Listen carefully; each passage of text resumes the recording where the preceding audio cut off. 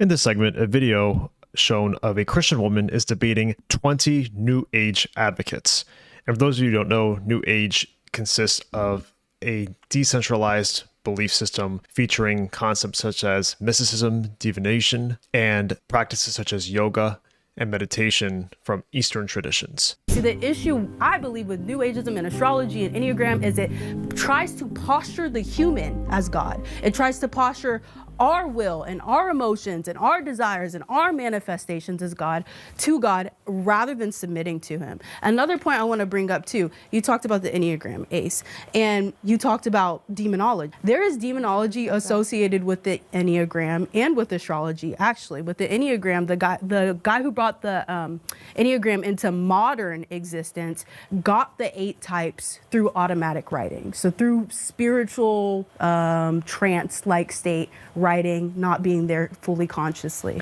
With astrology goes back to 3 BCE Mesopotamia, Babylonian Empire, and they believed in demons that roamed between heaven and hell. Okay, also Greek astrology and mythology, there's demonology there. When you think about Hinduism, which New Ageism appropriates much of its traditions and values from, there's thousands upon thousands of demon gods just within Hinduism. Specifically, there are 2 planetary nodes that rule astrology and Hinduism. Their names are Rahu and Ketu, I believe. And they represent things like insatiable desire and wastefulness and impulsivity, etc. So there are demons associated with this practice. And I bring up demonology because a lot of the times when we're talking with Christians or when I've been in spaces like this, it's like, oh, the Christians always want to talk about the devil. The Christians are always bringing the demons up. Like, who says the devil is bad? Well, I bring this up to say something that is demonic is not like a Christian bigoted thing. It's actually in the history of New Ageism. First of all, I have to say, this woman's name is Kayla, I believe, is her name, the Christian woman. She brings up an excellent point here in that so many people paint Christians as being very exclusive or sort of an exclusive religion where all these other people are cast aside. And that's actually not the case in that we welcome anyone who wants to put their full faith and trust in our Lord and Savior Jesus Christ. But beyond that, with the topic of New Ageism, she brings up an excellent point in that all these beliefs stem from evil. So people want to claim that Christians are always bringing up the devil and bringing up evil, and a lot of New Age believers claim that you can create your own way and you can create your own path to God in a simple way of explaining that. But in reality, there are lots of track records, just as she stated, with the 2 demon gods or demon gods that are in Hinduism, where it leads toward a evil path, and it's completely proven in this case. To affirm demonology and to assess the fact that there are dark spiritual forces, there are demons in this world, there are demons that hate Jesus and tremble at his name, and this has been recorded throughout history. And so I would just say, like, be careful with this stuff. I feel like you're using the word New Ageism as like another term like Christianity or Catholicism, and I feel like you're grouping New Ageism as like a new religion. It's not. New Ageism is just a term to describe personal spirituality that all of us have. Spirituality is just a personal relationship with what you call God, right? It's all the same God. No. I'm telling you, it's one thing. We're all one thing. No, I rebuke that, actually. Okay. So I love that she called that out immediately. And this is a very true statement that the New Age believer is stating, in that they believe in this idea of universalism, in that we can make our own ways to God and become like God, for example. And obviously, as Christians, we want to be more like Jesus Christ. We want to abstain from sin, repent, and turn to God, turn to good deeds and all that. Of course, this is natural as a Christian in the biblical life. However, what she's stating is incorrect completely, and that we're all talking about the same God. That's absolutely incorrect. And yeah. So We're all let one. me address your claim. So no, I know that New Ageism is not a new religion. That's not what I'm trying to say. I'm just saying that as an umbrella term to define people who practice spirituality. It's hard to nail down New Ageism because you guys don't have like a core foundational belief in the same way that Christians do, right? But there are some similarities. There's things like believing that creation is God. There's things like believing you yourself are God. There's things like putting your mind, will, reason, and emotions over other people's. So those are the things that I feel like make New Ageism congruent and why I address it the way I do. I mean, anybody could have true dreams, though. Of course, anyone can have a true dream, right? Just like the prophets. I mean, so where do you draw the line? Like, if that's what prophets are, they prophesize. Anybody can prophesize. So I would say that based on what the person does with the dream or the vision that the Lord has given to them. I also believe that Satan is the prince of the air. So I believe that Satan can also give people certain gifts, but he uses them to will evil into the world. And so I would draw the line again between who do you worship? If you're aligned with astrology and enneagrams and all these other things that are aligned with demonology, as we just talked about, then I would say you're worshiping a demonic figure. And so whatever gifts you're receiving from that demonic figure are bad. This is a great point, and she articulated this so beautifully in a way that everybody can understand exactly what Christians believe. Just because people can gain power, they can gain a sort of a gift, such as reading palms, or such as using tarot cards, or doing psychic readings, enneagram, astrology, all of these different sort of skills or gifts, as the world would call it, does not mean that it is from God. And this is the core tenets of Christianity, is that just because, witches exist and they can have summon powers and things like that, this is all mysticism and divination. And the Bible talks about how these are sinful because you're relying on worldly things and the devil to perpetuate these, I hate to say gifts because they're not, it's it's evil, but to perpetuate these evil acts, because what it's doing is these evil acts that come from the devil is turning people away from the Lord, away from submitting from God to submitting to themselves and gaining more power, and turning away hundreds of thousands and likely millions of people toward a dark ideology. Yes, going back to the prompt, it was what was the prompt again? Can you remind me? You cannot find identity in astrology, the Enneagram, or Chinese zodiac. Yeah, and I would honestly agree with that. You're not supposed to find your identity in like a system. For me personally, like that's not what I would do, but I will say there's pattern recognition, like, when you look into these things, and it's there if you want to find it. If you're looking for it, you're going to find it. And also there's so many different kinds of astrologies or zodiacs. Like you have Eastern astrology, Vedic astrology, which you're a different sign in than you are in Western astrology. And then there's Hellenistic, and then there's Babylonian. There's so many different kinds of astrologies. And me being spiritual, I like to think of God, or like God, like the source, spirit, whatever you want to say, as infinite. And we live in this solar system, but there's more to that. And I will never limit myself or my identity to just what someone says about this solar system. I don't derive my identity from, well, I will say I'm a Sagittarius, I'm outgoing, like all that stuff tracks, but so do everything else like tracks if I find it. Yeah. So I think it's really almost cultish to a degree. I'm not saying that there's not a science or anything to that, because there is. They've done it. I can't tell you about it, but there's something to that, definitely. But I don't think it's smart or intelligent as a spiritual person to just derive your identity off of something that somebody else is telling you about yourself. Mm-hmm. Notice what she just did there. I need to pause this because I have to point this out. So right here, the woman on the right in the purple and pink dress there stated that you shouldn't have your identity based off something that's written, which is a clear attack on the Bible, because the Bible describes we are made in the image of God. That is our identity, period, point blank. Made it as a man or a woman, very clear terms. And she states that systems shouldn't identify you in the zodiac system or the astrology system in New Age beliefs. But then she goes on to immediately identify herself as this, whatever starts with an S. I don't know what term that is. So yeah. And then she uses that exact system to identify herself as something, because just like every human being wants, we want to have a purpose in our lives beyond our jobs, beyond our occupations. we want to have a purpose beyond worldly attributes. And so what do people naturally do when they want a purpose or meaning? They go to find it. And if you are looking outside the Bible, if you're looking outside of the Father, Son, and the Holy Spirit, you're going to look for that identity in dark systems. And that is clearly what this woman is doing here.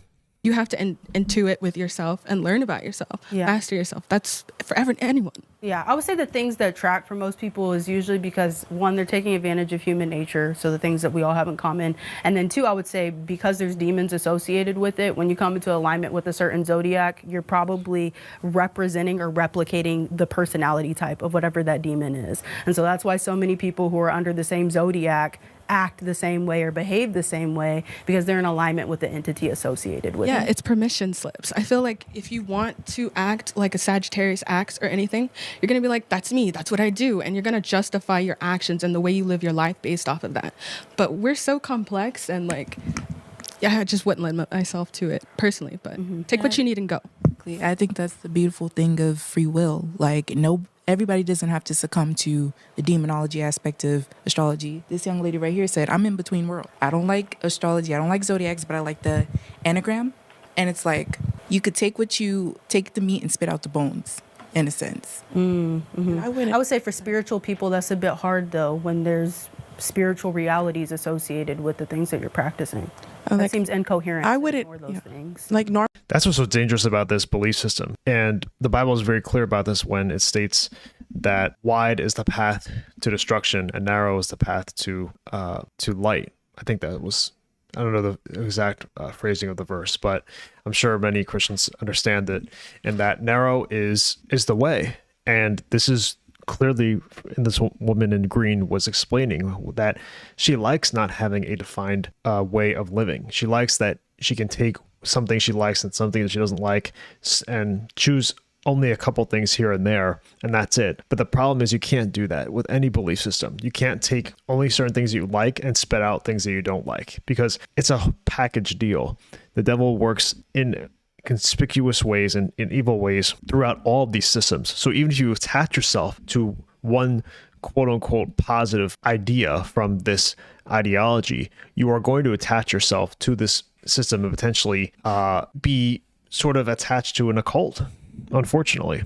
Normally, this is like totally taboo to talk about because, again, it's experiential. Like, everybody has their own stuff. But my thing is, like, in dark times like we are in right now, you think about the ocean. The further down you get into the ocean, the more the animals are able to provide their own light. So we have to be able to start providing our own light. We cannot just stick to the text and just keep it like in that box anymore, because there is a deeper reality to these texts that we're just sleeping on. And it's like a whole wealth.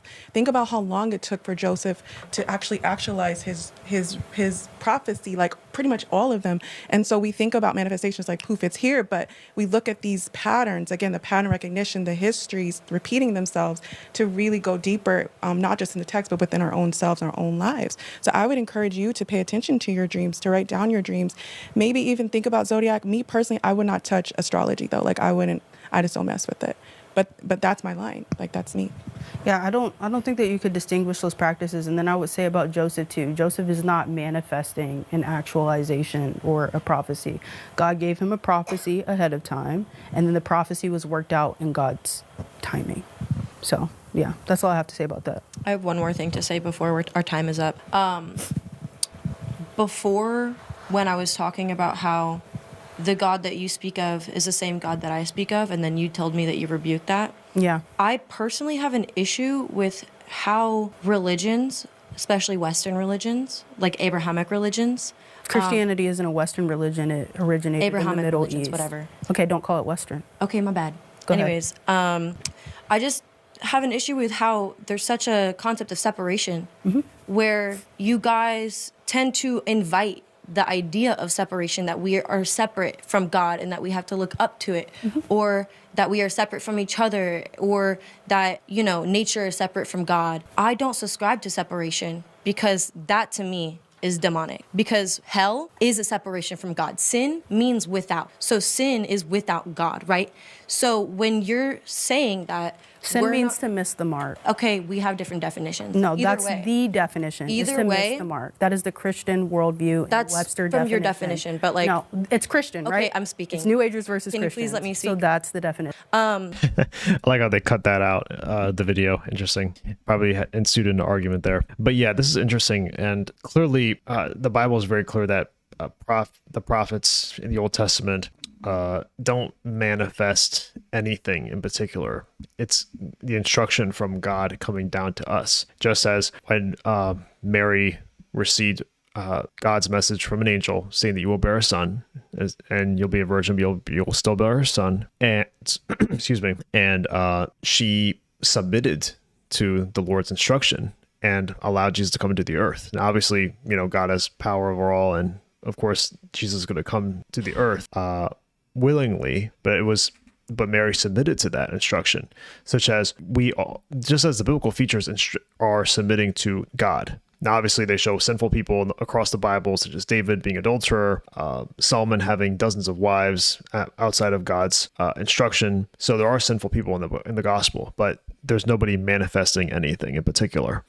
And this is the thing that people that are New Agers, they try to do, is they try to claim that they're inclusive, claim that they're just for everybody and all that, but then they use terms that are from Christian biblical theology, such as sin, and try to twist and change the definition of that to fit their own narrative, which is from the devil. But the idea that you think that we're speaking about something different just baffles me. Because in my perspective, we're all trying to describe the same exact thing. We just have different semantics on how we describe it. But I think that religions create so much discourse between different religions, and they create separation, like, oh, if you're not on the in group, you're on the out group and you're going to hell. And I think that separation is the exact leverage that human organizations needed to create fear so that they can control people through religion. I think that religion started as a way for people who believe the same thing to come together and have community. But I think through human corruption, being run by humans in the physical world, I think through human corruption, it has turned into more of a fear-mongering thing for control. So notice how you said that you think what I'm saying about the separation between God and nature is demonic. When I said something was demonic, I referred to the history, right? There's demonology that's continually represented throughout the history of astrology and zodiacs and New Ageism and Hinduism, etc. So it's not a personal belief. It's that you can observe, even within these cultures, they're acknowledging the demonology that's represented in it. You can say that that's demonic, that's fine. That obviously would be my hope for you not to believe that, because I believe that Satan is actually the reason that we're all disconnected. If you're familiar with the story of the fall in Genesis 3, right, so Satan came into the world and he introduced actually a false light, which I believe New Age is actually after, this false light, this false sense of entitlement, this false sense of enlightenment, this false sense of trying to be your own gods. This is the original sin in the garden. And that is what has separated us. And there's only one thing that unifies us, and that's Jesus Christ. I could literally say the same thing about your opinions and beliefs. I could say that you're misled and that what you believe is false and that that's a false light. Because in my knowledge of religion, I've seen so much bloodshed over the idea that we're talking about this different things. But the reality is that we're all trying to describe the same thing, and I just don't understand why people who subscribe to organized religion and organized belief systems, why they can't just see through that veil of like, listen, we're all trying to reach the same thing. We're all trying to understand and have a connection with the same source, because we all come from the same source at the end of the day. But I just think that there's so much negativity, and my bad, not demonic, it's evil. It's evil. Separation is evil, because separation from God is where evil lives. So when I say that we're talking about the same God, we're talking about the one God, the all-encompassing. But when you say that New Ageism is like misled or following the false light, it's like, what if my New Age beliefs are leading me to the same exact place and peace that your beliefs are? They're not. How do you know that? Because again, you're debating a Christian, right? So we have to acknowledge the Christian worldview. And the Christian worldview says that Jesus is the way, the truth, and the light. light. It says that there is a God. What did Jesus say? It says that there is a God that demands to be worshipped in a specific way, and that this God does not want to be aligned with any other idol. It says that God hates idolatry. It also says God hates divination. So God hates sorcery. So I would just say that God is a righteous judge. Because God is a righteous judge, he has both wrath and love inside of him. He is compassionate, but he's also wrathful because he has to enact wrath on a world that is evil and wicked and broken. And he has standards, as he should, because he's the creator of everything. And one of his standards is that we do not practice idolatry. I would say that all of these things fall into the tenets of idolatry, and that they are spiritually dangerous, as we discussed with the demonology. So yeah, truth isn't relative. Okay, so I'll pause there. And yeah, there are so many takeaways from this conversation. And the gentleman right here, I'm reacting from his channel, so that's why he's going to give his commentary after my spiel here. But yeah, I think the Christian woman made a lot of great points. She described very well how what Christians believe, what the worldview is, and the mishaps of New Ageism, and how the people do not address what New Ageism is.